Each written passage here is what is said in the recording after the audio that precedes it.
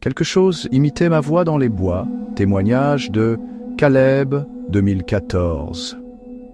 J'ai grandi dans le Montana, entouré de forêts. Mon frère et moi, on a toujours été des enfants de la nature. Un été, on est parti camper seul dans les bois, comme on l'avait déjà fait des dizaines de fois. On avait 17 et 19 ans. Rien d'anormal les premières heures. Feu de camp, bouffe, discussion. Puis on s'est endormi dans nos sacs. Mais vers 2 heures du matin, je me réveille, glacé. J'ai l'impression que quelqu'un m'observe.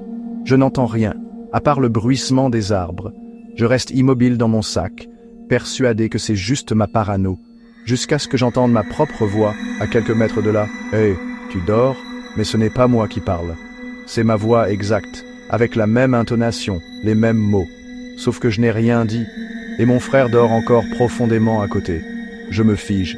Je crois d'abord rêver, mais puis j'entends encore, plus proche. « Réveille-toi, il y a quelque chose dehors. » Toujours ma propre voix, mais un ton trop mécanique, comme si c'était quelqu'un qui imitait ma façon de parler, sans comprendre les émotions humaines. J'ose enfin réveiller mon frère à voix basse.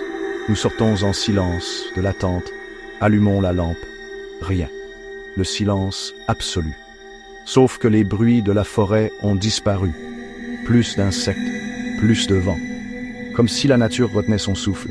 Soudain, à une dizaine de mètres de nous, une silhouette surgit derrière un tronc, trop grande, trop maigre. Nous pointons la lampe, rien. Et là, dans le noir, nous entendons à nouveau « Hé, tu dors ?» Mais cette fois, c'est la voix de mon frère. Nous n'avons jamais couru aussi vite de notre vie. Nous avons laissé tente, sac, tout. Caleb a raconté cette histoire 10 ans plus tard, sans jamais chercher la reconnaissance. Il refuse d'en parler trop en détail, mais il est catégorique. Ce n'était pas un animal ni un homme, c'était quelque chose d'autre. Et ça voulait qu'on le suive.